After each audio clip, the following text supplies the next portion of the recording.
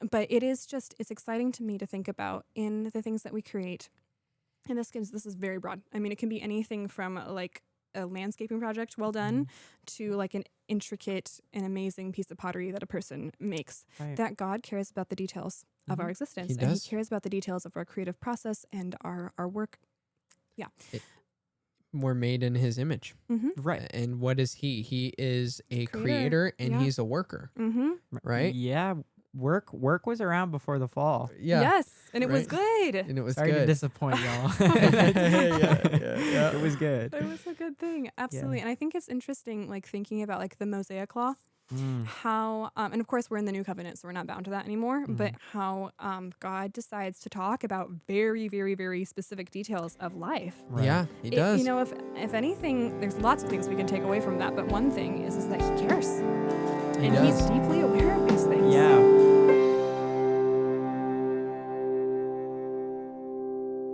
Hey everyone, welcome to the Brothers in Bible Nerds podcast. My name is Daniel, and here with me is my brother and co-host, Chris.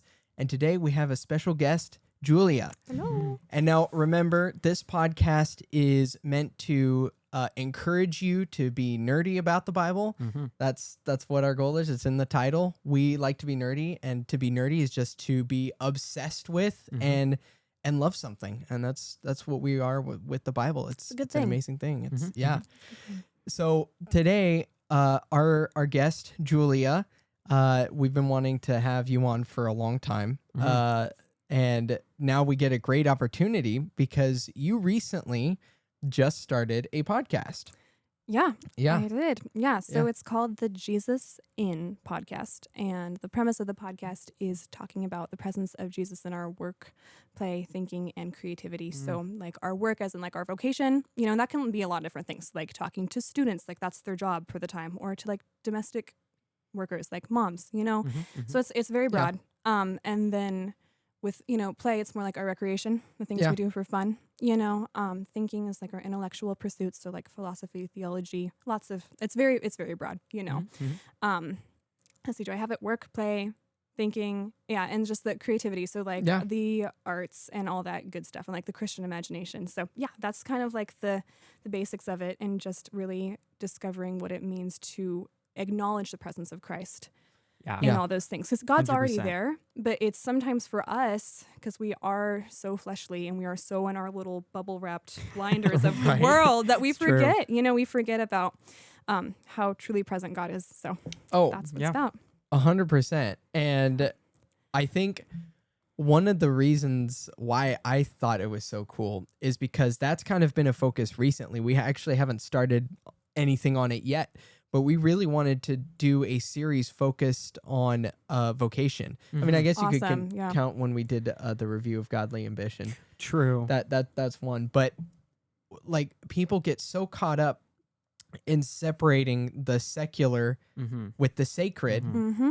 and it's all sacred. Yeah. It's all sacred, and you glorify God in everything. So I really appreciate that you actually wanted to do this. And on that note, what was the process like? What was your thought process with starting this podcast? Yeah. So I'm gonna go way back to when I was saved. I think I came to know Christ when I was about 7. I was in 2nd grade, and I was in public school at the time. And, you know, I know this is normal. Like a lot of kids go through this, especially when there's peer pressure involved and everything. But like I had my home face and my church face, and I had my school face. And like the twain shall not meet. Like I had my secular public Yeah, school personality, and then my home personality and church personality. And it's like, yeah, my faith in my life, there was definitely a divorce in that. And it was not, I just wasn't living out my faith well. And again, you know, I was a kid, so I think there's grace for that and everything. But it was not great. But I could recognize it even then, even when I was little. I could feel that there was like a disparity going on in what I believed and how I lived. And I remember specifically when I was in 4th grade, I had these really annoying squirrely boys in my class. And you know, when you like hate somebody, but they're Yikes. really good at something. Oh, man. Yeah. And That's partially why. No. yeah, you kind of hate them because they're so good at something. Yeah, I remember we were doing like some social studies project, and there were maps involved. And one of them was like insanely good at the map thing. And I was like, oh, I hate that he's good at that. But then I had this fleeting thought. I'm like, wow, I wonder if he was a Christian. And Yeah. like if God got a hold of his heart, how he might use that gift or that talent for the Lord. And I was like in 4th grade at the time when I was thinking this and watching this kid and thinking about like maybe he could be like a map maker for missionaries or something like that, you know? Yeah. Yeah. And so I had that process of like recognizing my own life that I was failing to live out my faith, but then also kind of wondering about what that would look like for others if they were to have the Lord in their life, how that might change the way that they act and the way that they use their gifts. So that was happening. And fast forward to my senior year of high school, I was working at a mechanic shop, and everyone, when I tell them that, they're like, oh, that's so cool. Like you're in there like slinging wrenches. And I'm like, no, I was in the office and I was really bad. You're near the wrenches and stuff. I was behind the plexiglass because they actually throw them. Mechanics will throw them when they get mad. Oh, yeah. It Oh, happens. yeah. Yeah. It's a thing. 100%. This it's a shame we don't have Cortland. Speaking here. of mechanics. I Yeah, know. he He would have could- been so he good. could to talk talk about this. Yeah. He could have said, saltiness. yeah, we could have said, hey, Cortland, have you ever thrown any wrenches? Y- We know you're watching this answer right is now. yes, Yeah, Cortland. Yeah, answer Answer is is yes. yeah. Go on. But yeah, so I was in the office, safe behind the plexiglass, and I was working there, and the owner of the business is a believer. And it was so cool to watch someone like really live out their faith in their business. And it was amazing too, because there were also some people that I knew who claimed to be Christians, but they're like, their work and their faith did not meet in the sense that they were like really shady in some of the stuff that they Yeah. did with their business deals. And he was not like that. Like he would truly like give the shirt off his back for anyone. He did so many things for people just out of the kindness of his heart. And like he was one of those people you have to remind him like, hey, we're running a business here. Like you can't do everything for free all the time. But like Right. it was because he loved people and he really wanted to help them. And he understood that his job as a mechanic was helping keep people safe, right? Yeah, wow. That's such an incredible thing. Just talking with Desi about this. This is something that Desi has really instilled in us. He has. Yeah. He big really time. has, and it's helped us too, in our trades. Like, you're more than just a painter. Yeah. Like you're a Yep. painter for somebody, Yes. Right. and you want to be a light to them, and you want to be not only to them but honoring to God, because it's like they might not notice if you don't paint a particular spot that you feel doesn't need to be painted because it's never going to be seen, but God does. Yeah, it's like that integrity. The integrity. Integrity is a really big part. And yeah, Desi's absolutely instilled a lot of that in our workspace. Treat your customers as if they're your friends, no matter how horrible they can be to you. Like, And they can be. right. It doesn't mean you accept everything, but yeah, there's been a lot of instances where you just got to bite your tongue and go, I'm working for the love of my neighbor, ultimately for the love of my God.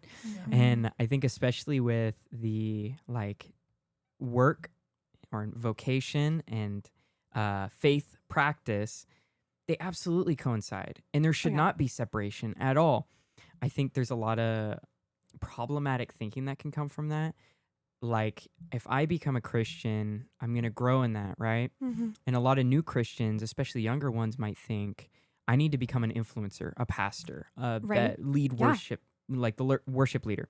Like, if I'm going to be a Christian and grow, I got to get in these, because they don't see that your vocation can be your ministry, right? Yeah. And it should be your ministry.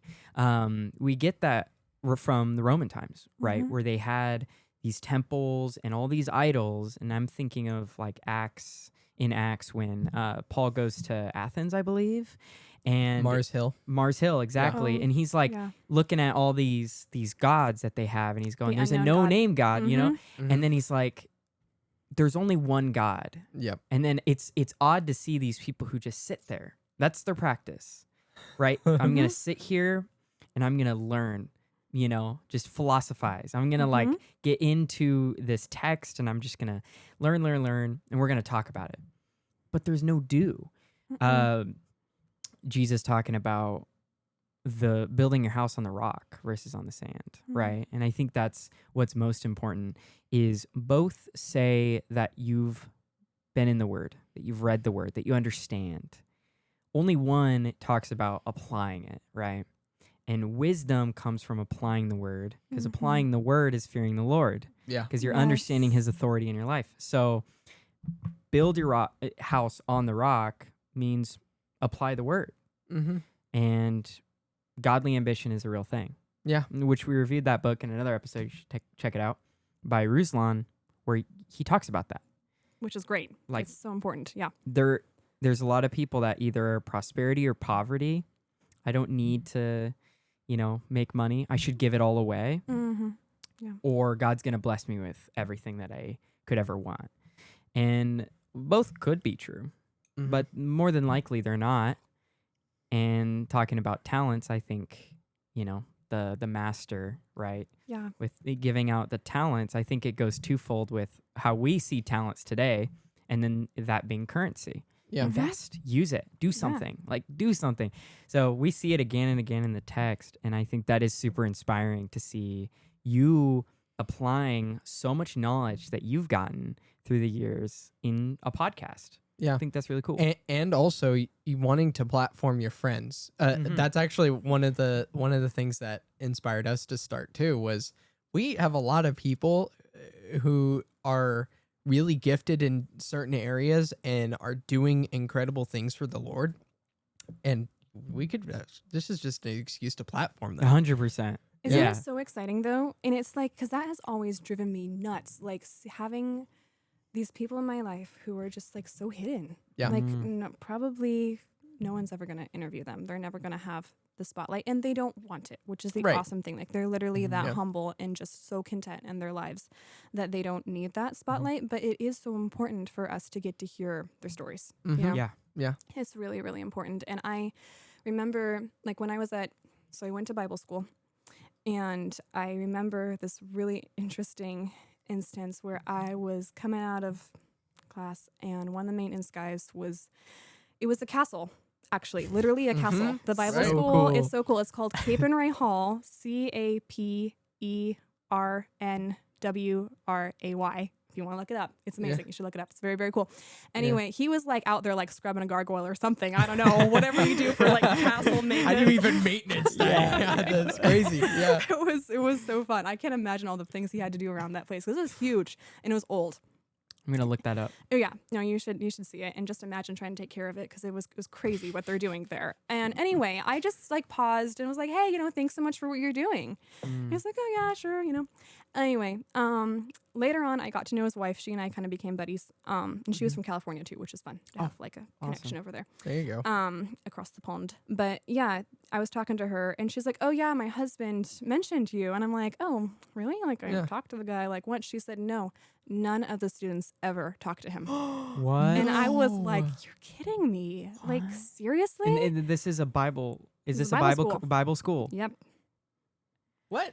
Yeah. That's crazy. What? Yeah. Yeah. Which just goes to show if a guy has a theology degree and a sweater vest, obviously they're going to want to talk to him because he's the big shot who knows everything. Mhm. And then the guys who are out there actually keeping the place that we live in running, they clearly there was a hierarchy going on, and totally. it was very stark. And I know that's not the way it is all the time. Like I actually work as a housekeeper now, and I have this lovely church I clean for, and they're so sweet about like thanking me and like really seeing me, and that's awesome. So I know it's not that way for all Christians, but there Right. does seem to be, like you guys were saying, kind of this disparity going on in the church of like, these are the people who are doing big things for God. Yeah.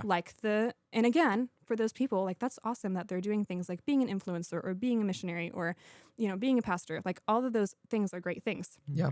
But it's also great to keep a Bible school running by fixing the plumbing 100%. and making the meals. And like the theologians can't do those things unless there's someone behind the scenes doing stuff to keep them alive. Yeah. And it's like, I just think that, I know the poor church, everyone's criticizing the church all the time. Right. And there are Right. so many things that the church Yeah. is getting right. So I don't want to like Yep. add another thing, but like I do think we could definitely work on the way that we view labor and Yeah. people's different vocations. And that was just kind of an example of that, like the fact that no one ever talked to him seriously. Like this Right. guy's keeping this place running. Oh, that's such a 100%. good no, that's a good encouragement for the It church. is. I totally am a big fan of lovingly critiquing the church because it's so much better coming from Christians than from the world. Like, come on, we need to. I was talking with Pastor Nate, and he was telling me about how much he values servanthood in ministry. So important. And he was talking about one guy who was a janitor for many years and is a pastor of a church. And he said, I saw that man as an example, like actually serving. There's a heart behind it. Yeah. And it's not just how much theological knowledge you have. Right. It's about, are you able and willing to serve? And you can in 100%. those theological scholarly ways. Oh my goodness, so much value has been brought very to important. To the church because of that. But that's not the only way. And I really appreciate that you covered that, and you've covered a broad spectrum of different things already, and what you've done in a short amount of time with like dance and fashion and I do have a question on that, but I would like to let you continue on what your inspiration was for starting this. Yeah, and so that kind of what I mentioned so far gives some context of just like in my own life, in my work that I had when I was a senior in high school and going to Bible school and seeing these different things kind of all led up to me wanting to create the podcast. But I think things like really came to a head last year. I was working in a job that was not very great. And that's something also that I want to be sensitive to. Like when we're talking about these things, like, you know, people might be like, yeah, rejoice in the Lord in my work. I hate my job, you know? And it's like, I get you because I've been there and it is hard. And, you know, there's some situations it's better to leave than stay, you know? 100%. Absolutely. And so like, I'm not trying to encourage unhealthy relationships with work or like some sort of work martyr situation or anything like that. Oh, we're not getting started on that. Another podcast another time. 100%. But like I was in a situation where it was coming to an end, thankfully. Right. And it had just been, a hard year. And I was thinking a little bit about, I'm not sure if this is exactly the process of thinking, but just seeing in that challenging environment, it was a ministry environment that I was in. Right. Seeing people who were representing Christ well under pressure and those who were not. Yeah. And that was, and I can honestly say that I was not always in that because it was really hard. And I definitely look back on some of the things that happened in that situation. And I could have done a better job of glorifying Christ and just showing the people I was working with Jesus in the way that I was handling the things that were happening. I didn't always do a good job, but there was a contrast between those who really did bring their faith to work and those who seemed to leave it at home. And so I remember I was on a walk and I'm just kind of like putting these things together, and then I'm thinking about, it's just been, and you mentioned it a little bit, but for a long time, I've just had so many awesome friends who I'm like, gosh, they're just so amazing. Like, I wish that someone would just interview them. And then I was kind of like putting things together like, well, okay, you know, you had these thoughts about, you know, vocation, glorifying Christ in the, you know, the work that you do. And you've got all these awesome friends who are just super knowledgeable about a variety of things and wanting to like sit down with them and give them the opportunity to share. And thereby encourage others who maybe they're not even in that field at all, but just hearing another believer who's really trying to live out their faith in their work environment. I think it's encouraging. I need stuff like that. I need to have examples like that in my life. And I hope that in a way the Jesus In podcast can do that for others. Yeah. And I 100% think it will. Because to your point, there's such an emphasis on a large scale revival and not enough emphasis. And I'm not just speaking for the church, but also personally. I want to do something big. I want to do big, you know? And when you think of that for a career or for hobbies, you're not going to make it with that kind of mindset. You never will, ever. But when you start thinking that revival is personal, so if one person is encouraged by something one of your friends says or something you said, it's like, that can make a difference. If I'm helping one person, goes back to that story. You can correct me if I'm missing anything, but this older guy in Australia that he would just hand out tracts, preach the gospel. It was kind of like, was it a daily thing or a weekly thing? I mean, he was constantly doing this. But it was, Yeah, he'd go to the bus stop and hand out tracts. Just Yeah, hand the out bus tracts. Stop right by his house. and Yeah. then once upon a time, just out of nowhere, he hears about this guy that's become quite a large pastor now, that got a tract from him at one point. So cool. Yeah, it was And what What was it, the guy's name? what had happened is that a pastor went to like a conference, and one of the guys had mentioned this story of this guy in Sydney handing him a tract. Mm-hmm. And he had started hearing this from multiple people, multiple pastors, and he started like, okay, what's going on here, and who is this guy? And so he started doing like a head count of all of the people, pastors, people so in fun. ministry, and then he goes to the guy. He finds the guy. He's still at near the bus stop in his apartment or house or whatever it was. Small. It was small. Small, very humble. Yeah, very, very humble. And the guy basically told him, I'm like, thousands of people were saved, Mm-hmm. like, because of what you did through, like, not just the people you handed out tracts to, but them becoming pastors Right. and actually leading others to salvation. 100%. And he was blown away, and he had never once heard about anybody getting saved from any of the tracts he handed out. Wow. That's right. How inspiring And it it just is. brought to tears. Yeah. Yeah. Not only that he reached people, but that those people reached people. Mm-hmm. And that's Yeah. kind of the point of me bringing that up, is like when you're reaching people, encouraging people, edifying, convicting at times, like those people can go on to do their own thing Mhm. that's hopefully glorifying to the Lord and faithful and helping reach the lost. Yeah. You think of smaller vocations, smaller, I say, like Mm. you work at a cafe, Right. right? Yeah. You Yeah. work at McDonald's. You can do so much impact Oh You yeah. can. in that Oh, my small thing. goodness. And it Totally goes can, back yeah. to if you're faithful with little, right? Just a little, God can do so much in your life, right? Like Mhm. he can just give you opportunity. And we were talking about this before the podcast. Calling in kind of my thinking of it in application is it's opportunity. Mhm. Yeah. Like Yeah. a calling is very much opportunity. God will reveal things to you that's like, hey, this is something I should do. And the more you're opening the door for God, I mean, how can God possibly use you if you're sitting at home all day and you're not talking about your faith ever? Yeah. It's sanctification, right? You're It like is. you're growing and you're finding, wow, I'm growing in confidence in the Lord. I'm able to preach the gospel more. And then I wonder what they're doing now. The people Yeah. I preach the gospel to. It's incredible and super encouraging. So I think it's really cool that you've like seen a calling to doing a podcast, because we can relate to that. It's Yeah, a little bit. it's like there's little bit, there's yeah. a bit of like, as wait a minute. Oh, we're on a podcast. We're on a podcast. Yeah. Right. Right. And it's really awesome to see more people doing that. And so, Yeah. not shameless plug, check her podcast out, Oh yeah. please. Jesus and Everything is the podcast. Yes. Yeah, on Spotify and Apple. I think it's on.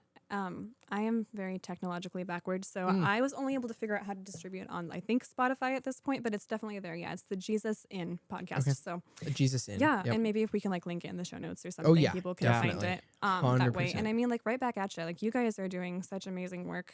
Edifying people. That's what you're doing, and it's so Appreciate it. important. And I remember when I was thinking about launching the podcast, I came to you and your wife and asked you guys what you thought about that, and you were saying how, God can use any voice. Right, he can use any voice. 100%. Yeah. And I was just thinking about like Moses and how he's like, oh Lord, like what does he say? Like I'm a man of Right. No, not many words, Not few many words. words. Yeah. Like I he don't know what stutters? to say. Like, yeah, what's- maybe stutter question mark. Yeah, and that the Lord is able to use him. Yep.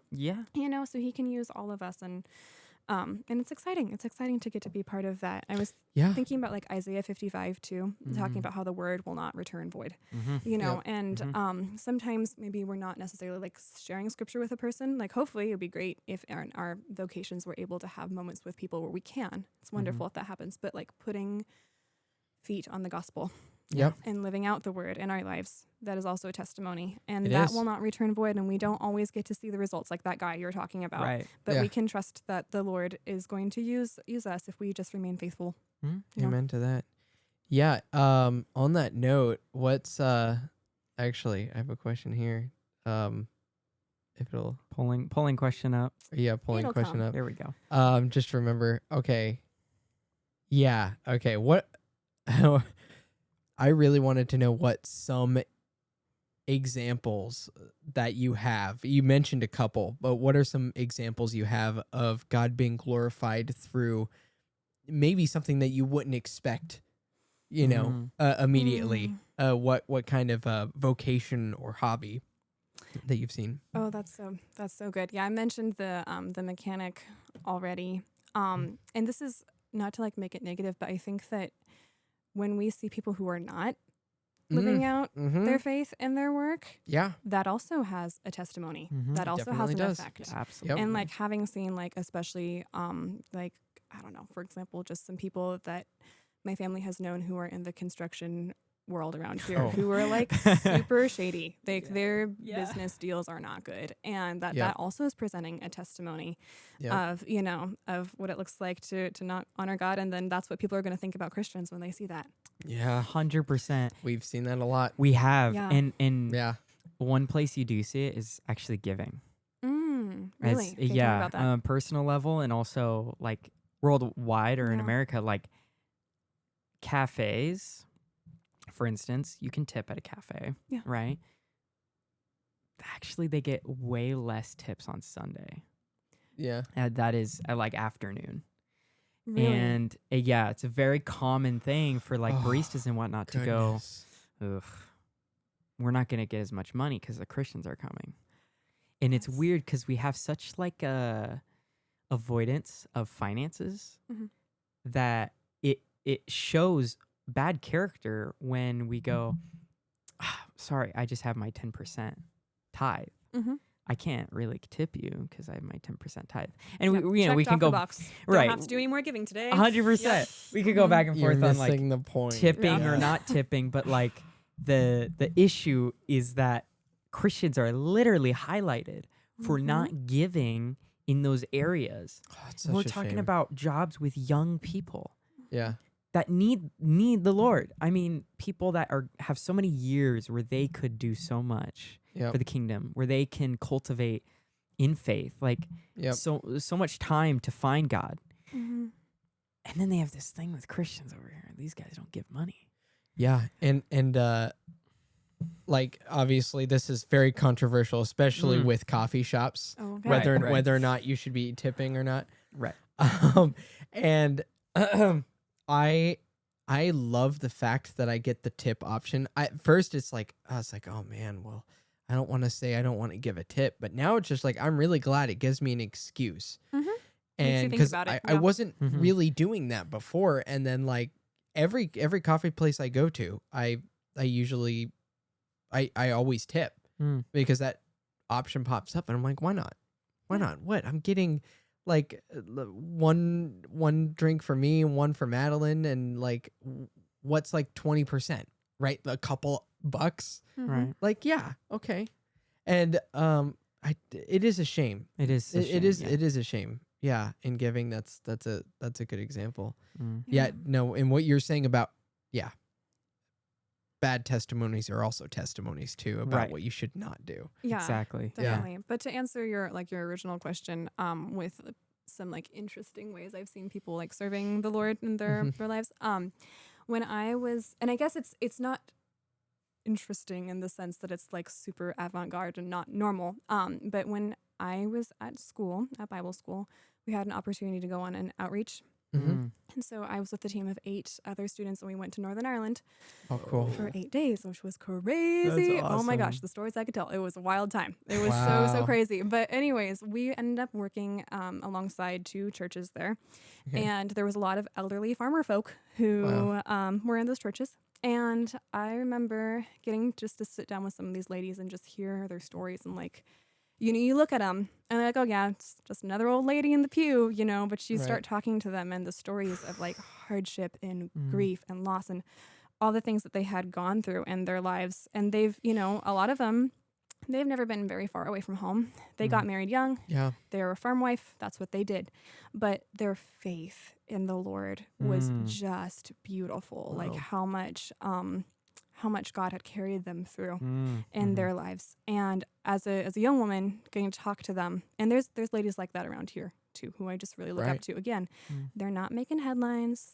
They're not on Instagram. Yep. They're not doing any fancy stuff, you know, but they are faithful to the Lord, and they have seen God walk them through the valley of the shadow of death. Oh, yeah. Oh, my And goodness. I'm like, that's who I want to be when I grow up. Mhm. Like, Right? they're awesome. Like, Yeah, I it's want to be like inspiring. them. Yeah. Yeah. It's so inspiring. And I think in our digital age, Mm. and again, I don't want to like constantly be critiquing all the things that people are doing wrong, but it, you know, I think most people can agree that yes, we have a very big presence of social media in our Yep. lives these days. And I think that our examples are now often very far removed from our reality.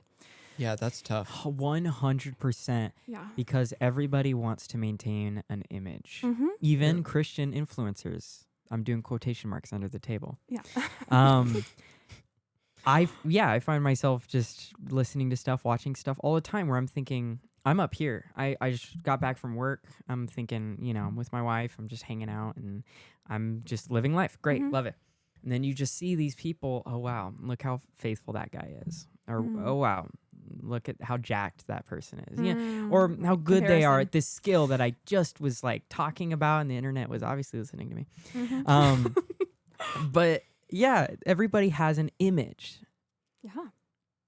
What's our image? Right. I don't think it's having a cowboy hat sitting on the back of your truck writing a country song about booze and women in blue jeans, right?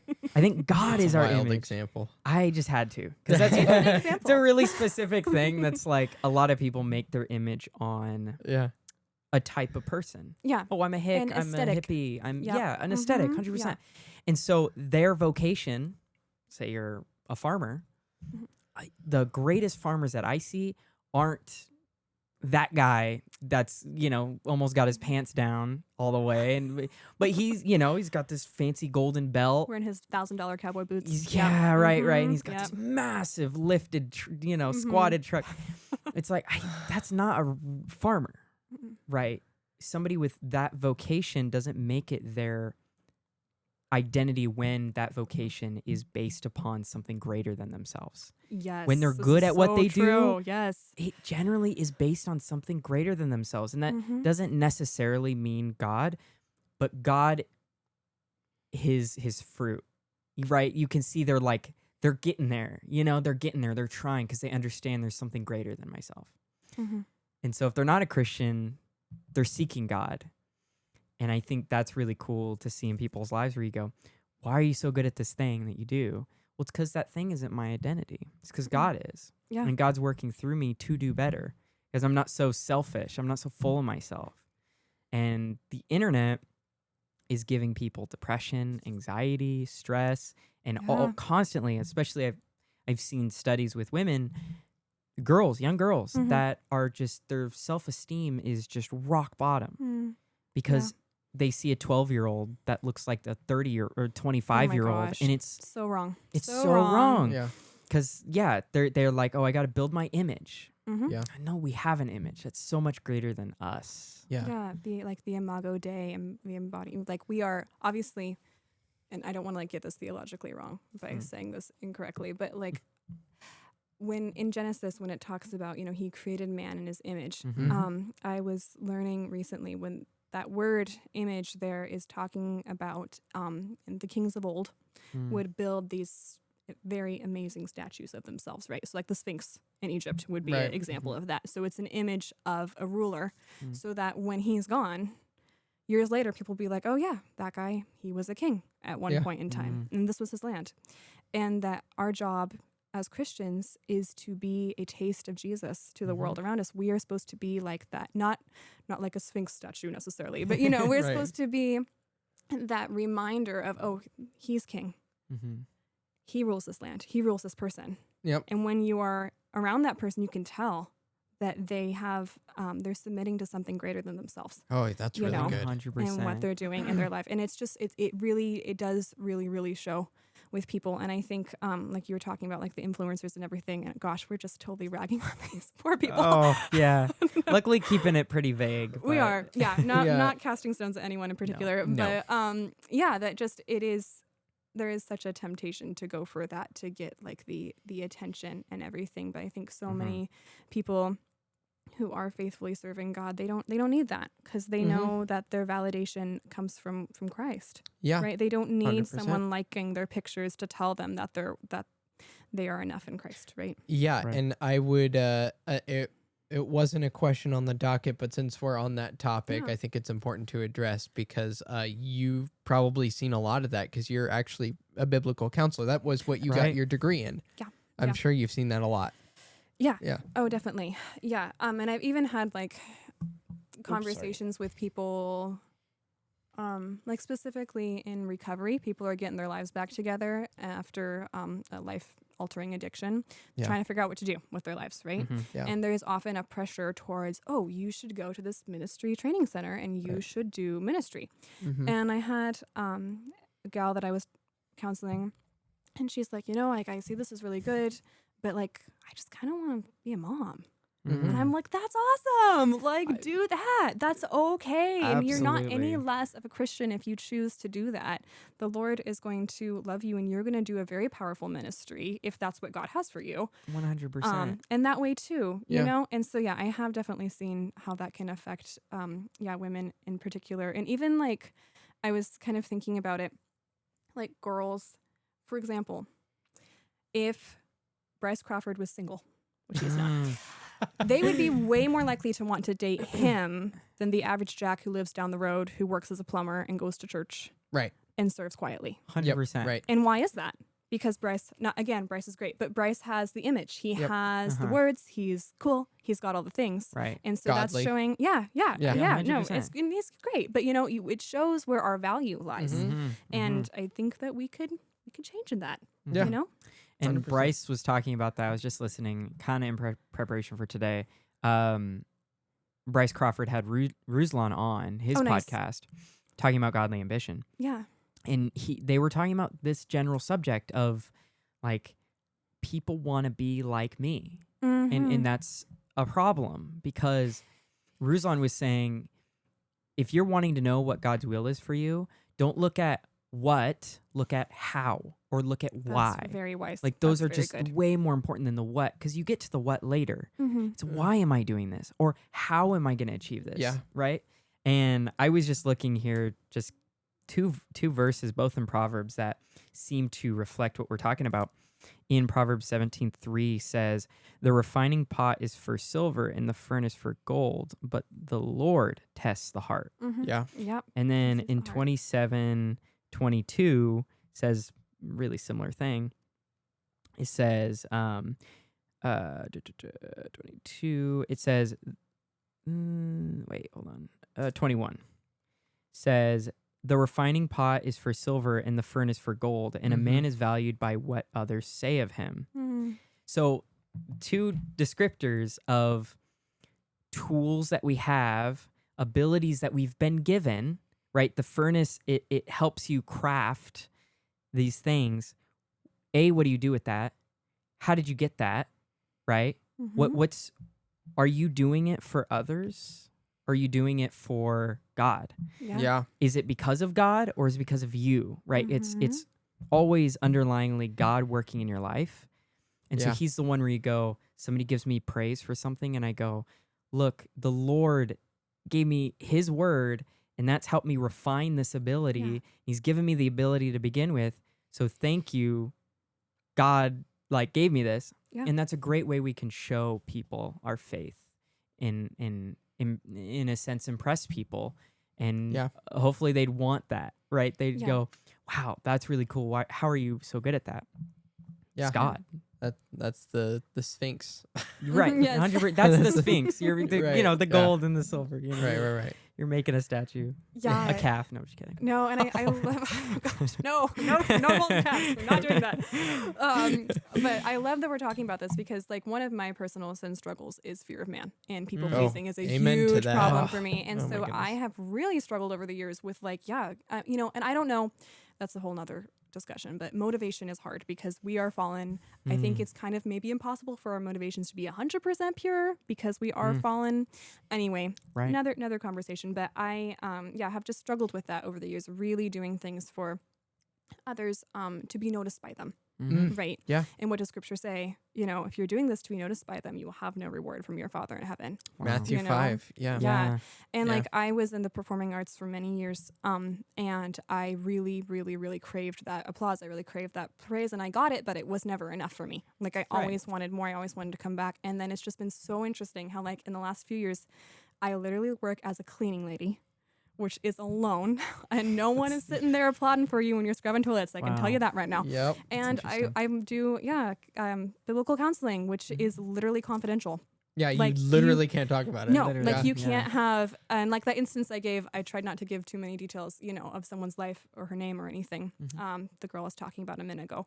But yeah, like God has put me in a place where I actually have to truly recognize that my number one source of validation has to be the Lord. Yeah. It can't be 100%. others. And that's hard for me because I Yeah. want that praise so bad, but it's really good for me. And don't we all? It's like God puts us, and we talked about this in James chapter 1. He allows trials to happen. He gives us trials so that we can refine our faith. And it's Yeah. like, if I have a pride problem, maybe I'm like wanting so much praise. Yeah, maybe God's going to go, I'm not going to give it to you on a silver platter. I'm going to go, here's, right. Maybe you want that praise so much. He's like, here's a job alone. It's like God works that way, and it sucks good for you. sometimes. But the number one, and it's easily the number one fear of people, besides death, as much as people don't admit it, is not being liked. Yeah. It's fear of public speaking. Mm-hmm. It's all those things that Fear of what people will think of you. fear Yep. of man and Yeah. anxiety, right? Yep. It's like God gives us confidence. That's a does. 100% sure thing. Mhm. We don't get it anywhere else. No. God's the one that gives us confidence. So how do we get that confidence? We literally ask him. Mhm. And he'll give us things that we don't like, but it'll grow that confidence. Yeah. 100%. Yeah. And I think It's tough. finding it is tough. And I think learning to shift our mindset towards, okay, instead of having this be a performance, instead of having my motivation be to be seen and to be praised for what I'm doing, what is my motivation? We kind of talked about that, the how and the why behind what you're doing. And I remember, okay, this is so silly, but one night when I was in Vienna with some friends, I was somehow ended up traveling with some very, very, very smart people, like really smart theologians and philosophers. And one guy was like this linguist and making up his own language. And they're just Oh my goodness. smart people. And they got into some conversation about something that was way over my head. And I knew that I could not BS my way through that one. Like there was no way that I could Right? try to pretend Yeah. like I knew what I was Yeah, talking yeah. about. And so I was just kind of getting frustrated and like, I can't contribute. This is so annoying. And so I went into the little apartment kitchen and I did the dishes. Oh, there you go. And Jesus and I, we were in that kitchen together and he ministered to me in that moment of like, you know what? This is important too. That what they're doing is 100%. important, but this is important too. Oh, that's and great. Just realizing like, the act of doing the dishes is keeping people healthy and keeping dishes clean. And this is important work. It is also important to discuss theology. Yeah. But just recognizing that and, the motivation to serve my friends by getting to do the dishes in that moment. Yeah. I'm not trying to toot my own horn by doing that. It was literally because I wasn't smart enough to contribute to their conversation. Yeah, But it's hard, yeah, it was like that just to be able to have that motivation shift from being able to say something smart to being able to serve in a hidden way because it was useful.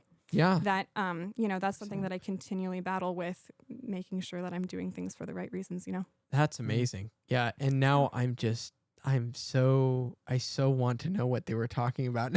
See, I was thinking the same thing. I think apostolic succession Oh, was okay. in there. Okay. Yeah, I remember. figured. I remember one of them coming into the kitchen, swirling his rosé, talking to me about apostolic succession, Wow. and I was like, I got nothing. Yeah. I just Yeah. do the dishes. Apostolic succession is complicated because there's a bunch of extra biblical texts you have to go through to even understand Right. some of the arguments. 100%. Yeah. There's Yeah, too that's a many tough one. sources Yeah. to fact check Yep. and Yeah, get context from. I still don't know anything about it. So. Yeah, no, right. 100%. It's- It kind of boils down to the papacy to a certain Oh extent. really? Yeah. Is it a so like Peter being, because that was I think kind of, if I remember correctly, the argument is kind of all of these freewheeling Protestant evangelicals who have no accountability. Yep. Would it Right. not be That- better that- if we had some sort of kind of like the Catholic Church has a little bit Yes. of more organization, and Yeah. and I can see certain points of Yeah. that. I can also see where that can go really wrong. But yes. That's you know, such a high in the that's sense such of, a high like, church It discussion. is. It is. High church is a great way of putting it because it has so much to do with like how could God lose his church? Like how could his church be gone? We have all these little other churches that come from little other denominations that came way later with the early church fathers. It's like no. God built the church through Peter. For instance, we're talking about Catholicism now. And that has You to shouldn't have answered there that has to question. be succession to that, and then come into all these names that I'm like, dude, you definitely got bullied as a kid with some of those names. I'm like, they're so bad. I forget what they were. they have very deep meanings. Right, Yeah, 100. Right, I'm sure they do. Yeah. They do. But yeah, it's I'm not speaking against those that Yeah. you're talking about, but just on that note, there's something about people thinking the church is a group of just, we're a pious community. We're a group of Puritans. We're saints. Yeah. Basically. Little saints. When it's like, Yeah. no, I think the church is a hospital for sinners, right? Mhm. It is a place where Christians come to grow, to learn, to get back on track, right? You're going through the week. Oh, man, you go to church. Okay, I'm picked Mhm. back up. I'm going to go through the week and then, It's not a serve the Lord monastery. and- Yeah. it's not a monastery. That but- totally goes to what we're talking about yeah, too, right? 100%. Like Yeah. we're not just living in a monastery. What are we doing? Like if we're not using our gifts to serve others and to glorify God and be a light, to be the salt and light of the earth, then what are we doing? Where's the purpose in that? Yeah. Yeah, and Yeah. I have really been drawn to the contemplative life. Yeah. Before actually, 2 weeks ago, I was out at the Abbey of the Redwoods, which is the Cistercian monastery. There's nuns who live out there. Oh, really? It's out Wow. by- What? Yeah, it's out like past Redway. Whitethorn is where it is. Wow. Oh, it's in Yeah. it's in It's Whitethorn. in Wow. Whitethorn? I didn't Yeah. know there was anything in Whitethorn. Oh yeah, Okay. We were there's just this talking about monastery. Whitethorn yesterday. That's crazy. Anyway. Yeah, so out in the middle of nowhere, these nuns, living their life, and like what they are doing, I believe, does have value, and I think there is a lot of there are a lot of good things about the contemplative life, but it is secluded intentionally, Mhm. and that, what does the Lord say? Go into all the world Yeah. and preach the gospel. And All if of we them. are withdrawing from society, then we're not doing that in the way that Christ has commanded us to. 100%. It's hard. You see the people in those secluded type of areas, and it's like you talk to them, you're just like, man, you have so much value to bring. They really do. They're Right. so Why- wise and amazing. Yeah. Why are you hiding this? It feels Yeah. like what in Matthew 5 when Jesus is talking about, hiding the lamp under a bushel. Yeah. Right. It's like use those. It's okay to use those gifts. Mhm. Mhm. But it's it's cool because you go there and you're like, wow, this is amazing. But it would be nice for other people to benefit from that too, benefit from those gifts. Right. 100%. And being able to use that knowledge and work in people's lives comes from reputation. It does. If people Yeah. don't even know who you are, how can you be a reputable source of anything? Mhm. Yeah. Yeah. I mean, that's so true. It's I always like going back to, when Paul was like, to the Gentile, I'm a Gentile, to the Greek, I'm Greek, Yeah, to all the Jew, things I'm to all Jew. people. Right. To Wow. the weak, I'm weak. And I think that's so good when preaching the gospel. Yeah. It's like, I used to be like, oh, man, I just love saying these big words and sounding smart. Right. Mhm. But it's like, dude, the pride in that is crazy. It's a lot of is. pride. It is. And I just love talking to different people differently. And it's not being fake. No, or It's condescending. like, It's no, just I just know that, like, okay, you're on the streets, like talking to a guy. It's like on the streets. It's like, I'm not going to talk to him so piously, like Mhm. I'm above him in any sense. I want to kind of go down to his level in speech and be like, I want you to understand the gospel. Not every time. Not when not they're- trying to use Not when they're words like, anthropomorphism or penal substitutionary atonement. yeah, The sure. filioque way, just Oh, no. just like explaining the exegesis of the text. yeah, exactly, Yeah. right, exactly. Exegetically. Actually, what? bring yourself to come on, Yeah, come yeah, on, yeah. you're not that guy. Yeah, I just don't know your eschatological principles. Like, what are you talking about? Yeah. Right. But if I ever do use those terms, by the way, I will sometimes use those terms just for simplicity's sake, because I can Because it describe defines an idea. Well, Mhm. that's why we have theological terms. exactly 100%. and then I can explain to that person, like, okay, are you familiar with this? I and don't by even the just way, say it the word. means this. It Yeah. means this, and kind of explain it and draw And it it out. So can good. be so easy, like with hermeneutics. Mhm. Yeah. Like, we've used that word so many times. I feel like I use it like 10 times a week. Yeah, right. And I just, That's a lot. it can be easy to forget, like, oh, a lot of people might not know what this is. It's Mhm. such a Like simple Herman meaning who? too. No, people don't get that Herman either, who? Yeah, Um, the study of studying. the study of study. The studying of study. Yeah, Yeah. that's pretty much But it. that's the point with like putting vocation and our spiritual life together is like you don't need to be kind of, I guess the contrast is you don't put it together in the sense of, okay, I'm going to talk to, say, this homeless guy like I was talking to this guy I'm in college with, Mhm. right? And take, Bible college. Like you're going to talk to people differently because you want to meet them where they're at so they can Yeah. actually understand, because we're not supposed to have an understanding like children, faith like children, not understanding though. Yeah. Yeah. So I think that's really, really good. Just that you saw where you were needed, and that's where we all are, and Mhm. it's no less, Yeah. or even no more. One of my favorite things you brought up that somebody that you were talking to about being a mother. I want to be Mhm. stay at home. Mhm. When you see actors or singers, people in Hollywood, and they go up to the mic and they receive their, Grammy or whatever it is, I don't hear them say, "Oh, it's because of my boss. My boss is great," or it's because of this really great business manager, or it's because of this really great girlfriend I hooked up with years and years ago. It's like my mother. It was because of my mother. How great she took care of me. And that's not to say it's for every like woman to be a stay-at-home mom, but for me, I feel like that's the most like It's an incredible calling. it's an is. incredible Yeah. calling. Yeah, and Yeah. it's the most diminished Yeah. It is really diminished. path Yeah. for women. It's like what's more important than raising a human being Yeah. and preaching the word to them and then seeing what they do with that? Incredible. Yeah. It's so incredible, and just how many women struggle with being, especially if they were, used to having a lot more like freedom, in like the domestic life, because they Mhm. feel so hidden, they feel so misunderstood, they feel so Yeah. unseen. And it's like, no, like your work is so important. It really, really is. And if anything, like hopefully in this discussion, like whoever is listening, that they will, really, really hear us when we say that the Lord, He does deeply care about you, and He Yeah. cares Mhm. about what you're doing. I think, kind of going off of what you were saying a little bit, there are challenges for different types of personalities and different types of people. Like so far we talked about Yeah. fear of man, so maybe some pride, because Yeah. really that is what fear of man is. It It is. is. It It's is. so really pride. is. 100%. It's so much pride. Yep. Others, I think, so maybe the people who struggle with being hidden because they want to be in the limelight, that's a certain thing.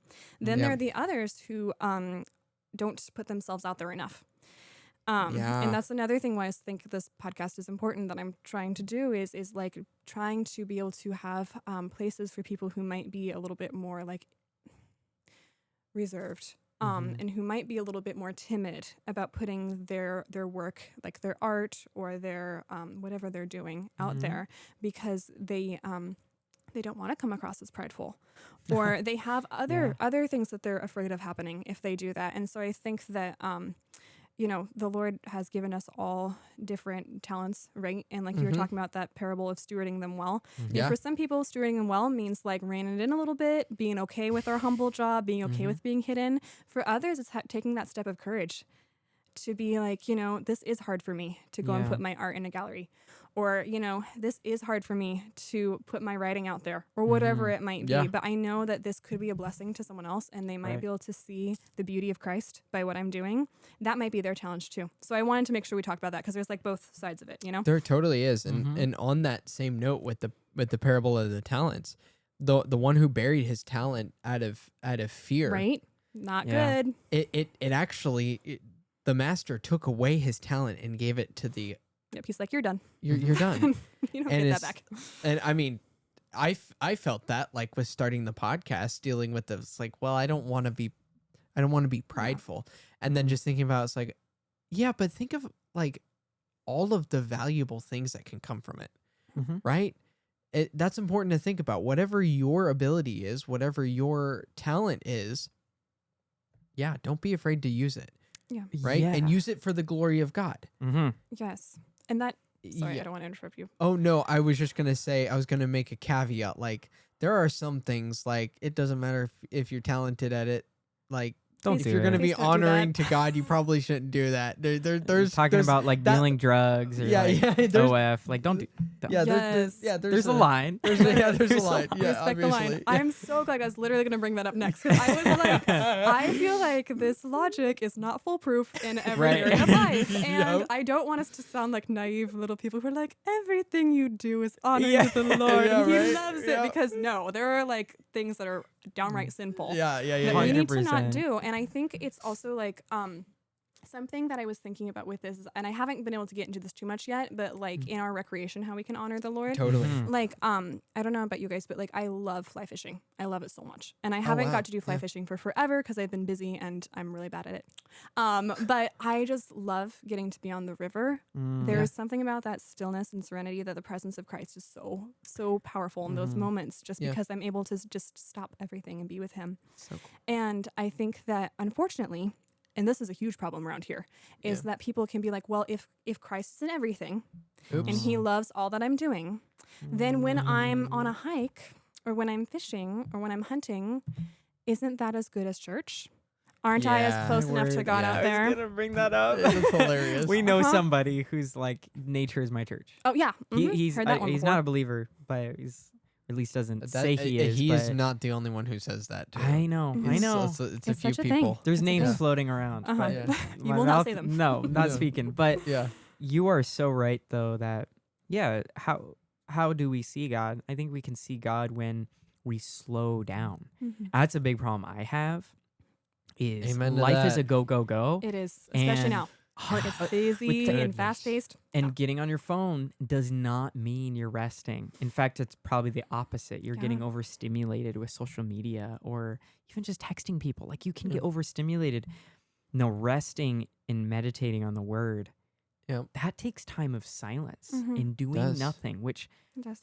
when I was a little kid, this is weird, but I was actually afraid to go to heaven. Okay. Because I was thinking, dude, am I really just gonna like sit there and worship? I'm not ADHD or anything like that. But like, I'm just like, what do I do with myself? I can't just be doing nothing. Like, I have to do something. Like, I have to contribute something. Yeah. And that was like revealing to be like, okay, come on, there's more to heaven than that. Like, God has so much He's doing and what's gonna be in heaven in the new earth. It's like, come on. Yeah. But when we go out in nature, that's in hiking especially, it's talk about slowing down. Oh my goodness. Pacing It's yourself and it's just so nice. being in routine of just I'm not working. I'm not doing any of this other stuff. I don't have my phone. Like, It slows sit down here. time too. It does. It does. It really does. And it's like, we want to worship the Creator, right? Not the creation. And I love that we're talking about the stillness and slowness thing, because I was thinking the other day about how in times gone by, people would have prayers for every task of the day, like everything. Like, they would have, there's this book called, I think it's called God Under My Roof, and it's by Esther DeWall. And she was able to put together a bunch of prayers of people who lived, like the fishing people who lived in like the outer British Islands. And they had prayers for like everything. It's amazing. Like getting out of bed and the prayer to pray on the night of a storm and all of these things, because that was part of the rhythms of life. They were able to acknowledge the presence of the Lord. Wow. And those, and again, we're not inviting him in. God's already there, right? It's the 100%. acknowledgement on our part of where he is and in the middle of all of that. And this is like maybe a really poor example because this is like the worst type of labor and it's lots of sin revolving around this situation. But like the slaves in the American South, or all over America really, but that they would sing in the fields, and a lot of the gospel and spiritual music we have now has its roots in that they were singing to the Lord in the middle of their labor. And of course, again, that was like the worst type of labor, but there was something to be said about the people who are praying as they work, the people who are singing as they work, because they didn't have AirPods. You know, they didn't have any background noise. Just watch your face drop. Yeah, exactly. And it's anyway, and I'm not necessarily advocating for full silence for everybody, because like for me, my brain tends to go places it shouldn't go when there's too much quiet. You know? Yes, so there's same. that. But like even then, they were making their own noise, but it was noise that was praising God in that, and it was part of their work. It was part of their life. And like work songs used to be a genre. We don't have that now, No, we because don't. people don't sing as they work anymore. You know. So I don't know. There's just a thought kind of around that. If I'm by myself, I sing. I do sing. Oh, good while for I'm you. Working, but Yeah. that's not often. And I will, but I'm always like doing Yeah. sure nobody's going to looking. hear me. Yeah, exactly. Yeah. That's a great point though, because I'm glad there's a lot of clarity with everything we're talking about, because that's how Paul did it. Mhm. I mean, in Romans, it's like, just in case you were thinking this, I'm gonna like make sure that you're not And gonna by the like way- say, "Oh, saved by my works," or like, "I don't need to work." Like caveats he a needs, lot. yeah, he needs to make sure Yeah. that not only does he caveat a lot, but also shows that there's nuance. There's nuance with certain things. Now, sin is sin. Mm-hmm. Come on, sin is sin is It is. sin. Yep. But there's so many nuanced things. Yeah, like listening to stuff while you work.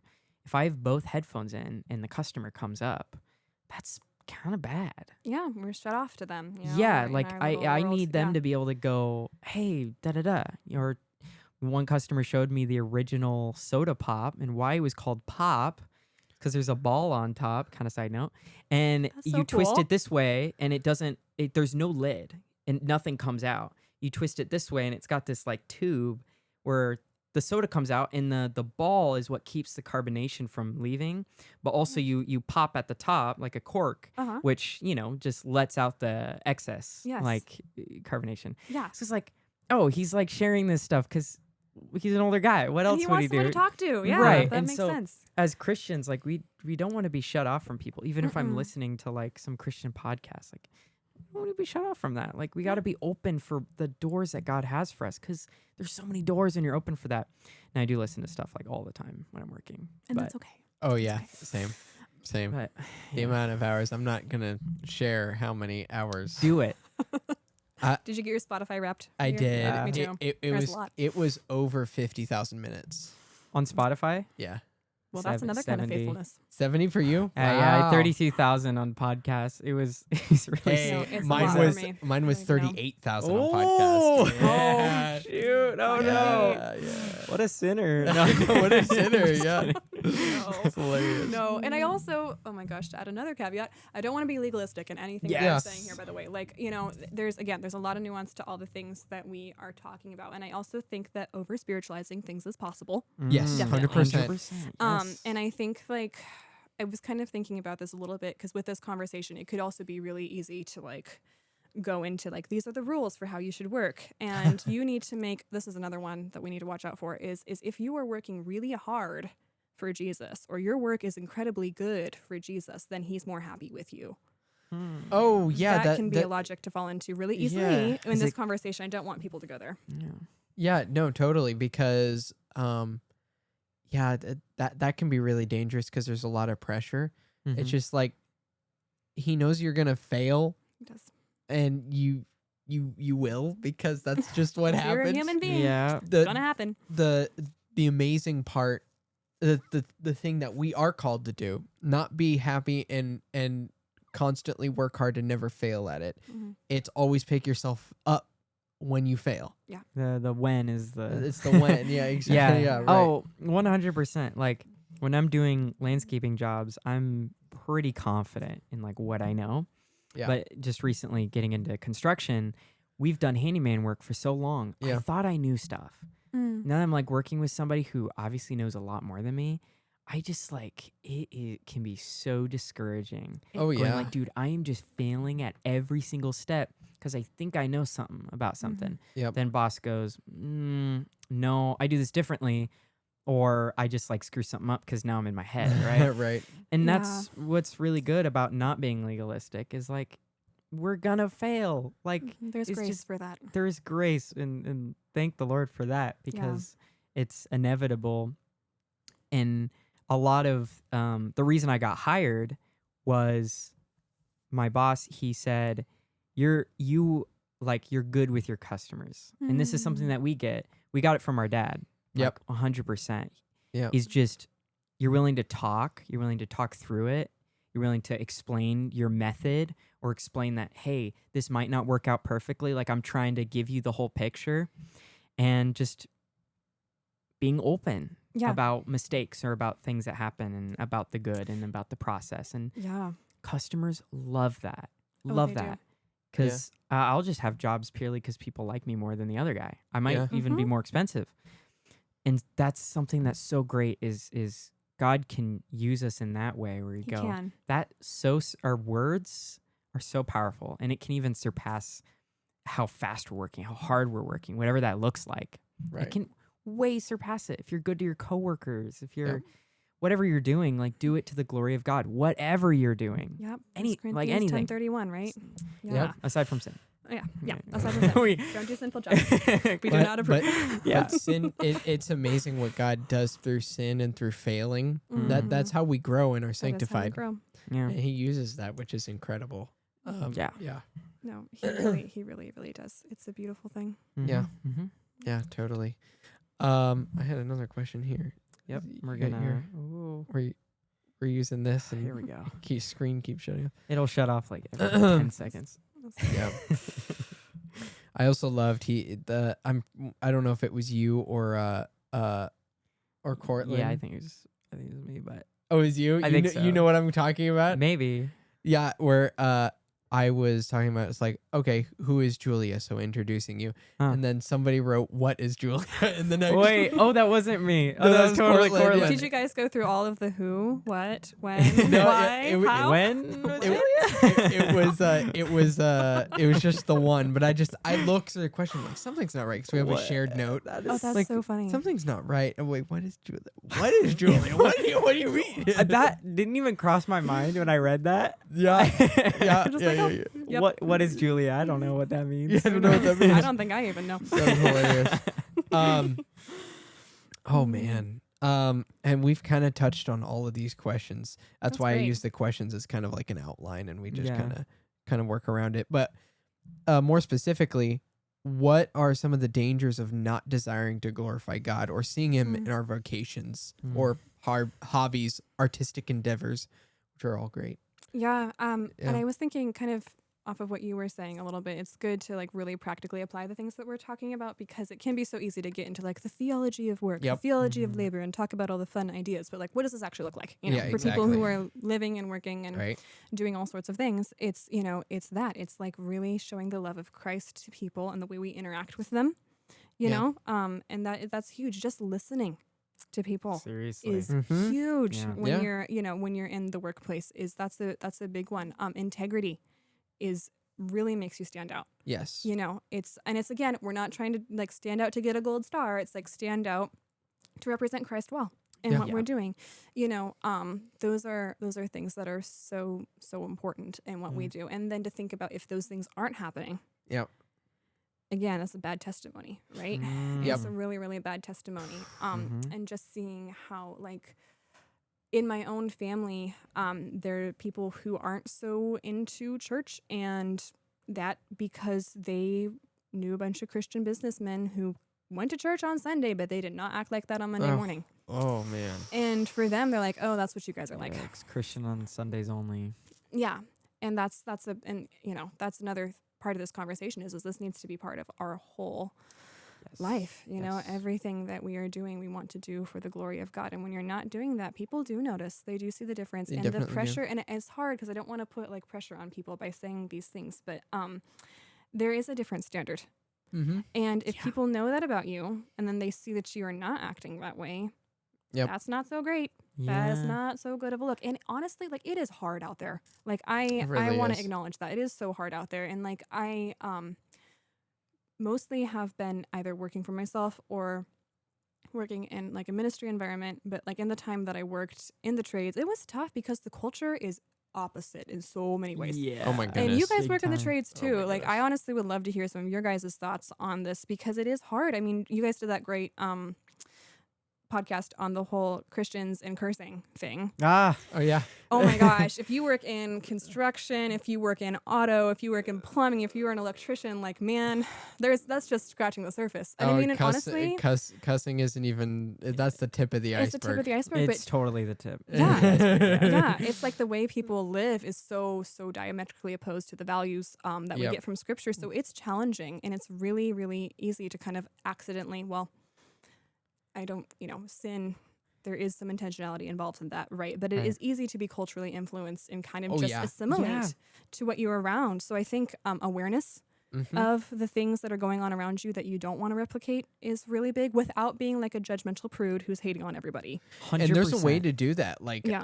I've gotten people who apologize for cussing around me or acknowledge that they're Right. not cussing, because Yeah. cussing's one of those things. Yeah, It's a they're like, little thing that you can do to like show that. They're like, oh, Right. you don't Yeah. have a filthy mouth. Interesting. Right. without Yeah. even saying anything. Yeah, which without- is Yeah, the funniest very thing is so many people have said that, and Mhm. myself included. That's like, I'm not saying anything, but if somebody swears, I go, sorry for my French. Customers too. No, Quinn, you don't know anything about me. You're willing to share all your political stuff, and it's Oh, like yeah. crazy political stuff. But then when it comes to swearing, sorry for my French. Sorry. Like, interesting that you just there's some They air noticed. about that. And yeah, especially in like the trades, I'm so glad you highlighted culture, such a Yeah. pivotal word for why do I have opposition with drugs or like excessive drunkenness. I mean, Yeah. drunkenness is a sin, and that's pretty Mhm. clear in scripture, but like excessive drinking, even like Yeah. people, I'm not getting drunk, I'm drinking like all the time. Yeah, idols that people Idols have in or their lives. swearing, Mhm. those things, well, it's not said in scripture. It's like, well, cultural, we got to look at the cultural, right? Mhm. Like, if you said swear words that we say today, we were talking about this in the cursing podcast, back in the Roman times, they go, what are you even saying? Like, Yeah. what is coming out of your mouth? No, But every 10 years. yeah, Something new. Or every- even so- less. I Oh know, my gosh, it's I know, crazy. I can't keep up. I know, it's crazy. But yeah, it's Well, I'm so glad you highlighted that. That's Something to important. watch out for, and this does not just go for the trades. This is almost across the board. Oh yeah, it's everywhere. But something to watch out for that Christians fall into very easily. I've fallen into very easily with the work environment is complaining. Oh Big yeah. one. Wow. Complaining so is true. And gossip. huge, and gossip, Whoa. and Especially for gossip. women. Especially for women, it's a problem. They go hand in hand. Mm-hmm. And do. complaining about customers, Mhm. complaining about your boss. That's so true. And it always made me uncomfortable whenever I saw that. And I see it a lot. Dude, it's so bad. crazy. And hey, like our dad knows, we've got stuff we complain about with him. Oh yeah, for sure. But Sorry, Dad, we- but you kind of know that. Like, But we don't complain typically to other people. no, we don't to each complain other.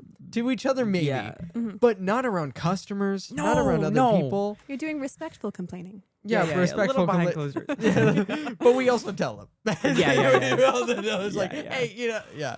But I hear that all the time where somebody's, I know that there's this person who owns a company or a trade company, and I really respect them, and they do a lot of good work, and I know what it's like to run a company to a certain degree, and Mhm. it's just growing up seeing it, Yeah. and then to see their workers Oh man. trash them behind their back. I'm know. just like, what? I is mean, like, going seriously on trash. here? Yeah. Yeah. It happens all the time. So the gossip and complaining, Yeah. huge issues that you got to watch out for. If you can nail down those two, And both of those boil down to, what does your relationship with God look like? Yeah. Right? 100%. How you cultivate a mindset where you're trying to honor and glorify God in everything that you do. It's, what does your relationship with God look like? Are you taking that time with him in prayer? Are you taking that time to desire him and desire that relationship and read the word and let it change you, let it affect you? Yeah. And that will help with the complaining and the gossip. As I think those two things, the things that we can actually fall into, that to me are just as bad as the cussing and even the excessive alcoholism. I think I disagree on one thing. Okay. I think gossip's worse. I agree. Yeah. Okay. I agree. Tell us I why. knew you were gonna agree with that. I just Yeah. had to start conflict. I know you were like the scheming. Yeah. The amount of texts about gossip in the power of our words. Oh, yeah. Is so much. Yeah. It's a lot. In Proverbs, especially. I mean, come on, just read any Proverbs chapter, and there's gonna be something. Yep. Yeah, it's so true. Shout out to my wife who talked one time about her coworkers, and she was just like, kind of not trashing them, but like kind of, it wasn't even that bad. Like, I've done so much worse, and she was just like, man, I'm having such a hard time, telling her husband, and then she's going, you know what, I can't. Like, this is total gossip. Like, I'm not doing this. Yeah. And I was Good thinking, for like, her. dude, Wow. I That's just amazing. like, incredible, right? Yeah. Because I've been on the receiving end of gossip and finding that out, going like, It's terrible. say that to my face. Like, Yeah. please say that. That's not a threat. Say it to my face. Yeah. Like, like, please, like I can explain myself, but no, people like drama. Oh, they do. As humans, They love it. Dude, I love drama. Mhm. Sometimes hearing some crazy stuff going on the news, I'm going, whoa. Juicy I'm gossip. gonna eat Yeah. that up, Yeah. right? I'm just all that gossip and Yeah, like political stuff. the podcast episode we did on gossip, and like we made sure is like to bring up like to each other, like we've gossiped about each other. Yeah. Mm. Except, Like- shout out, Cortland said he never gossiped about me. Wow. Yeah. Props to Yeah. Portland. Shout out, Cortland. Yeah. That's amazing. Shout out, Cortland. Yeah, that's cause he doesn't know you that well yet. That's You- true. You gotta. Yeah. You know each other pretty well, but you have to get to. There's like gossips. No, I'm kidding. Yeah. whoa. I'm kidding. There's That's so bad. tears. Yeah. There's some gossip. I was thinking too, you guys are talking about, our words. We've talked a lot about that already, but I think also apathy Yeah. can be a Oh, problem apathy. Oh my goodness. with our work, and just kind of this. And I think this kind of goes back a little bit to what we're talking about of like doing big things for God. I think it's really easy to get into, and sometimes like say you're going to school, you're working at a coffee shop. This is not what you want to do forever, and that's okay. That's fine. You're on a different trajectory, but maybe that's not the case. Maybe you're working at a job that's not your ideal situation. Yep. And you're just kind of waiting for your big break or waiting for your life to begin, and I'm just doing this until the next thing comes. And like, that is such an exhausting way to live. Oh, it really is. And what we end up doing is we end up not caring very much about what God has put in front of us, because we're always waiting for the next good thing to come around. And I think we see this a lot. Like, it's really easy, I think, in the creative fields It to is. do this, especially Yep. because the creative process is so much about growing and going on to the next thing and the next project and all of that stuff. But just like, being present where God has had you, and contentment really is what it's about. In that, and you can tell when someone's apathetic towards their work, and it's not good. No, It's not a good thing. it's not. Oh, I've definitely been there. I tend to be a little more on the creative side, so Yeah. I've always like actually up until recently, like a past year or two, having a baby changes things. You're just Bet it does. I'm like, I just was like, I can't wait to get out of the trades. It's not what I want to be doing. Mm. Even though I enjoyed it, it was just like, I want to be doing other things. I want to do music. I want to do, podcasting or whatever. And it's just like, it brings apathy into your work. No, you need to actually enjoy where you're working, which by the way, the reason why I bring that up is as soon as I started doing that, I noticed more doors open for doing creative stuff. Really? Yeah, that And it makes also sense. fed my work life. And I enjoy my work life more than I ever have. Mhm. And it's like, because you can see the purpose in it and you can see God working in it. And even if it isn't something that I'm doing for the rest of my life, I can enjoy doing it right now. I can enjoy serving God with where I'm at right now. Yeah. Yeah. And that hopefully destroys the apathy. So right? good. Right. Yeah. And on the other side of that is then obsession and making actually idolatry of work. Oh my goodness. Yeah. And That that's, happens. yeah, it really does Yeah. happen. And it can be, yeah, you see this in, well, any field, right? But I think especially getting to talk to, especially talking to my friend who's a dancer, she's talking about this self-focus that can happen. And that Oh, yeah. world is so hard because like literally your body is your machine that you work with. Yep. And it is so easy just to get into that mindset where it's all that you are and you are just so obsessed with yourself and trying to, promote yourself out there in the dance world or whatever sphere Yeah. that you're working in. To have your work become your life. And I think that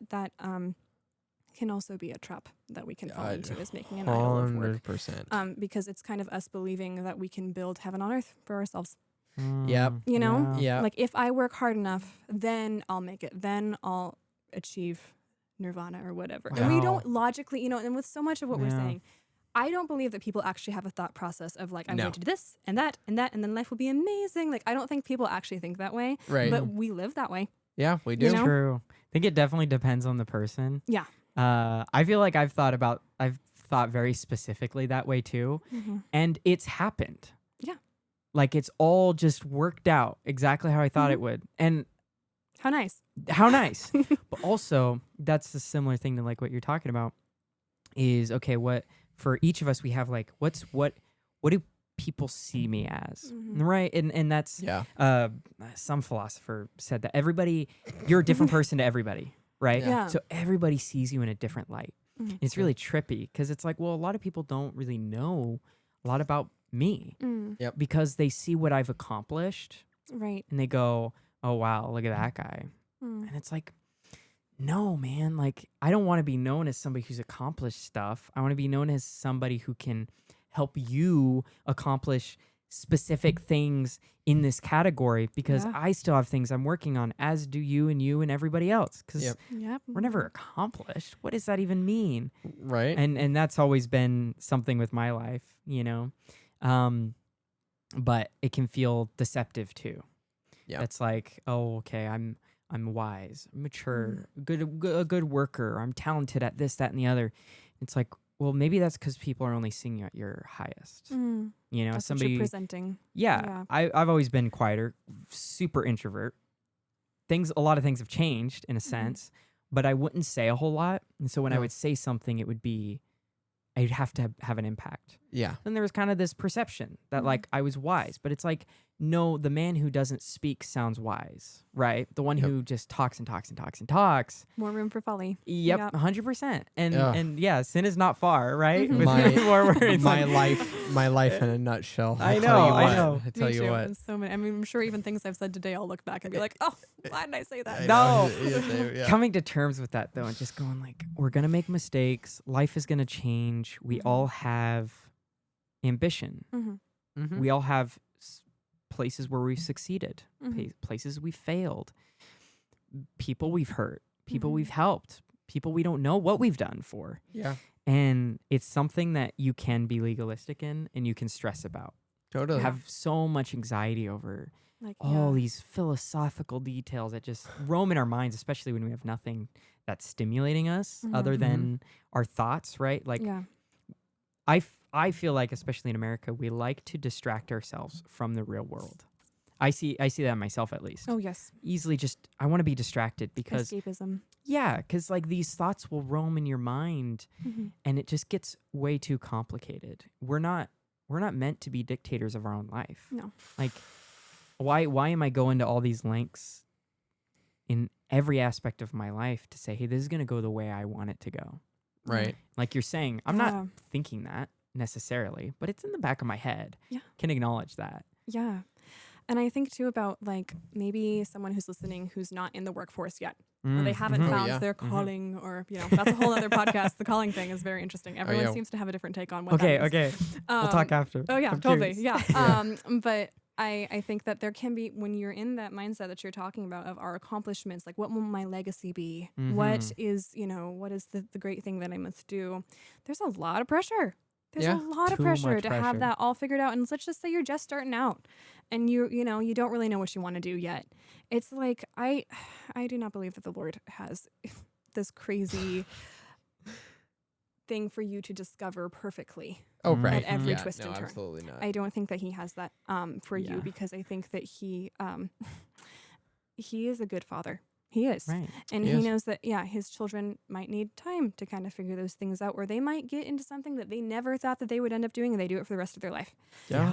And so I would love to see, especially younger believers, kind of take some of the pressure off, especially when it comes to like ministry and that sort of thing. Like when Yeah. I was younger, I was convinced I was going to be a missionary in a foreign country. I am not. I am not Mhm. doing that. And I think if I No. would have found out where I am now, I would have been crushed, because I'm like, no, that's not part of the vision. That's not part of the dream. We can't do that. Like, clean Yep. up on aisle 5. We don't want to end up Right. doing what that life ended up turning out like. But it's like, no, that's okay. That was fine. the hand of God in my life. And I don't know. I think that it would be good for people to just kind of chill out a little bit. Yeah, with I that. think we could all use that message. Yeah. And I mean, I was talking with Desi about this, especially talking about the two opposite ends of the spectrum, the shoe horse, Man, shut your lips. making fun of when he said shoe Oh. horse instead of Instead of horseshoe. horseshoe. And then Daniel put it on a short. I Oh my edited gosh. it and Yeah. put captions. I didn't notice. So this is my Forever. bad. It's out yeah, there and then for one of the forever, comments Chris. is like, Oh, I can't no. trust anybody who says shoe horse. And I'm, fair enough, dude. Fair Yeah, enough. valid. What? So Unbelievable. on this on the two ends of the spectrum, either the apathetic or the obsessed workaholic, Mm-hmm. it's an ordering of loves, Mm. Yes. right? Yes, If we have yes, the yes. right order, we'll be more likely to get it right, and Mhm. it's God, family, work. Mhm. Yes. Like if you have that right order, then that's going to dictate how you operate in your life. Yeah. And you're never going to put work above your family or God, but God requires you to fulfill your responsibilities, which is to your family and to your work for your family Right. to provide. So like the ordering of loves is incredibly important. The ordering of priorities, it's Mhm. priorities. And that's the best way. Like if you're trying to serve God and serve others, everything else in your life will hopefully fall into that. Yeah, Yeah. absolutely. And I think something to keep in mind with this is like someone could be listening who's like, I'm doing all of these things to the best of my Yeah. ability, but like my job is terrible still and Right. life is not going well. And like I'm trying to do all the right things. I'm trying to serve the Lord. I'm trying to, recognize his presence in what I'm doing, but things aren't going well. And that's real. That It is Yeah. so that real. is Yeah. definitely something that happens a lot for believers, because when we are walking with Jesus, that does not mean that we're going to have a wonderful life and that things are going to go great for us all the time. But I just want to encourage people listening to consider all of the people who have gone before, who have suffered Mm-hmm. and held on to Jesus through that. Like Yep. we're talking about power of testimony. When you have coworkers who watch you go through a hard thing with faith and with trust in Christ, Oh my that goodness. speaks volumes. It's a huge testimony. It's so awesome. I had a ballet teacher for many years. She was amazing. And she lost her husband very tragically and very quickly, and it was terrible. And she actually got back to work surprisingly quickly after that. And she was grieving Mm. deeply, but she had such a peace knowing that he was in heaven, that her students were really able to see like, wow, there's got to be something to this whole Christianity thing because of the way she is handling this. And I'm not trying to say there's a perfect way to grieve or project any of that on anybody, because everyone has different beliefs about that and processes things differently. Yep. But that was a testimony that she was putting forth, and her students really saw that, And so when life is hard, when work is bad and things aren't going well, choosing to glorify and honor Christ in the middle of all that, it means a lot. And maybe we don't get to see people telling us that, like, this, I really saw, the love of Christ in you. I really saw you trust in God. And people may not say that to us, but it does matter, Yeah, and that's okay. Yeah. That's okay to be at peace with that. I mean, that's what the Pharisees lived for, and it's like, well, they got their reward. They got man's That's right. approval. That's right. But How not nice. much else. That's Doesn't not, Yeah. overall mean a whole lot. Yes, For it's being empty. honest. It is empty. Yeah. Yeah. yeah.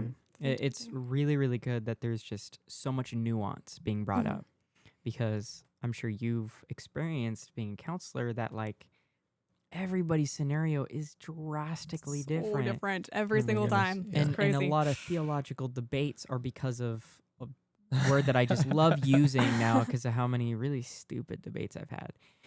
Perspective. Yeah. That's a good one. Merely That's a very perspective good one. difference. It's just like we don't even have anywhere near core or even secondary doctrinal differences. It's like perspective differences. I just see things a little differently than you do. Mm-hmm. That's okay. Yeah. Like I think God sees that and go. Sorry, No. I couldn't help it. I couldn't help it. That's the first thing that popped in my head. I know, and it was the first thing that popped in my head. But Yeah. the truth is that unity, if we look at like Colossians 3, Mhm. like God talks about, Yeah. or Paul talks about, God working in him, what it means to be a new Christian. Yeah. Looking from Colossians 2 and 3, like what is it to be born again? And then you see all these great attributes. And then you see highlighted ones at the end: love, thanksgiving, Mm-hmm. and unity. Right? It's like 1 Corinthians 13, right? Mhm. It's like love is so important in this, and love and unity go hand in hand. I think it's really great that we have so many churches that disagree on these smaller Mhm. things Mm-hmm. because it gives us opportunity to be unified. It does. And so everything that we're talking about has so much to do with, hey, we can be unified in the church even though we all disagree on something. Yep. The one thing that's true is we all disagree on something. Mm-hmm. I love pineapple on pizza. Amen. But I don't. no, there you go. There we go. Perfect. But yet you're still here. I'm not gonna leave. Right. Yeah. And that's what's so important, especially in a workplace or with non-believers, is that no, we're not going to have unity Yep. because Christ is number one. Yeah. But I can still somewhat meet you where you're at, Mhm. where I don't look like this pious Christian, Mhm. or I don't look like this slob that you're going, really? Is this what Christianity is like? Yeah. You can do whatever you want because Mhm. you just repent after. Oh. You know, one side or Dangerous, the yeah. other. It's the same thing, right? Yeah. We want to stand out in the right ways. We do. And that doesn't mean being legalistic. And it also doesn't mean being, really living in the flesh. Neither of those are true. Right. And so I think it's really great that there's so many nuances because everybody's life is different. Yeah. One thing that's common, though, is that we disagree on everything, or everyone disagrees on something. Mm-hmm. And also that we're called to reach the lost, We are. right? Yeah. Wherever they are, wherever we are, there's so many situations and scenarios and approaches with preaching the gospel and working in our own lives that what a gift for us to be able to talk to each other about these different ways we have approached Yeah. life, Mm-hmm. work and money and relationships and God. And it's amazing that we can all give our own testimonies like you're talking about. Yeah, it is. And I love that you just said the point about the gospel, how we share Right. the gospel, you Yeah, know, 100%. through these different things is a very, it's so different. And I would really like to hear your guys' thoughts on this too, Yeah. because there's a lot of different beliefs on this. But one of the reasons I want to do the podcast too is because, like, for example, my friend Belle, who I interviewed, she's an artist. Mm-hmm. And we were talking about how, and this is like a whole other thing, but like how modern day Protestant evangelical churches tend to be pretty minimalist in their decor, which is fine, But if you go to the Sistine Chapel, it's like scripture on the ceiling. Mm-hmm. Like you see a story or a truth, we should say, from the Bible. And it's amazing because somebody looking at that might have a reaction to it that makes them start to ask questions about, wow, Yeah. that's awesome. Yeah. Who is this a painting of? Yeah. What's their Right. story? And then they'll be able to, hear the story of Jesus by asking those questions. Or I think I mentioned this at one point in the podcast, but there was this dance company that I almost joined. And I almost moved to Washington. I'm so thankful I didn't. Ooh. But they were awesome, though. And what they were doing was they would go and perform pieces to worship music, specifically in the country of France, which is a very spiritually dark place. Yeah. Yeah. And that they would have people come up to them after the performances and be like, what is this joy in you guys? Like, what is this? That's incredible. And they'd be like, it's the Holy Spirit, Mhm. And so that's why it's so important for us to have this mindset of, our work is holy work. And you never know when it might be an opportunity for someone to hear about Jesus just by doing things in such a way that brings honor to him. Yeah. In that, it might look like that coming from a pulpit. It might come from a painting. It might come from a Yeah. dance. You know, it might come from a piece of writing or a job well done Yeah. and really, really good customer service that genuinely cares about a person. Yeah. You know, it's like it could come from a lot of different things. I don't know. What are your guys' thoughts on that? Yeah, I mean, it's actually come up a lot. This has been coming up a lot, especially when it comes to art Yeah. and how Protestant evangelicals can be pretty minimalistic. In fact, I think I was talking with Alances recently where she had asked about that a couple times. And but I've seen it get brought up in Protestant circles a lot recently. And I agree. I think we could be doing more in terms of art, and obviously that takes people with actual skills Yes. to do this that is kind true. of a thing. This is true. But cultivating that and encouraging that is actually a really cool thing. And I mean, you go into some of these churches, they're stunning. Oh, they're amazing. So Yeah. cool. The Catholics have us beat hands down. They have They us do. beat. 100%. Yeah. Yeah. Episcopal churches are pretty incredible too. They are. True. They are wild though. Oh yeah. I went to yeah. Episcopal Yeah. church in Scotland. Oh, and I they don't- bet it was crazy. They don't think that the devil is a thing. Oh, no kidding. No, I kid you not. Oh, I it get was such a conversation. Oh my gosh. there. Now I know there is a split. The Oh, Episcopal man. Anglican Church. Here there we is a go. split there. There's- I know this is. Oh Yeah, this what a is- thing. Oh Yeah, boy. Yeah, there's So much fun. just like with all the mainline Protestant churches, there's a liberal and a Speaking of conservative disagreement. split. Yeah, right. Yeah, Totally. right, Yeah, dude. Just a little bit. Yeah. That's over crazy. there. I was just But- talking about church split, you know, with Right. with, what is it, SDA? Oh yeah. it's Oh yeah. Crazy stuff going on. Oh my but goodness. back to Anyway. the art and Back the to the decor, art. Yep. They do have some really amazing ways of bringing truths from scripture out in a visual way, Yeah. which is 100%. good because we 100%. have so many different types of learners in our world. Yes. You guys Yeah. had Jamie on to talk about film. Yeah. That's another huge, Yeah. ministry is really getting is. to make. We need good Christian filmmakers. We Yeah, desperately there need them. there have been more, This but is it's good. been bad. There's been dark ages with Uh, Christian media. Lots of room for growth. yeah. Very dark Yeah. ages. It's that's what's been swimming in my head. Yeah. Yeah, for a little bit is Christianity. There's something about either going so on the Christian side, if you know what I mean, where you're Like crunchy Christian. yeah, you're putting aside genuinely good like film talent, production, editing, and CGI and everything that is involved, or even plot, just to make it so overtly Christian that you throw away a reason to watch. And then there's the other side. I'm not naming movies, okay? We're The thinking of the same movies. latter end of God's Not Dead. No. The first Rough. two I think were really good, but point is the other side of that is sacrificing so much Yeah. of Christian faith, compromising, Mm-hmm. where you're coming up with a good film, but there's so many compromising things in it. Yeah. Yeah. And that balance is so not there. And what I'm talking about with that second point is Christians thinking that they can out Hollywood. Don't even try. I know, right? That it's such a problem thinking like, Oh. do you really think you can try to reach people the way multi-billion-dollar companies can reach people? Mm.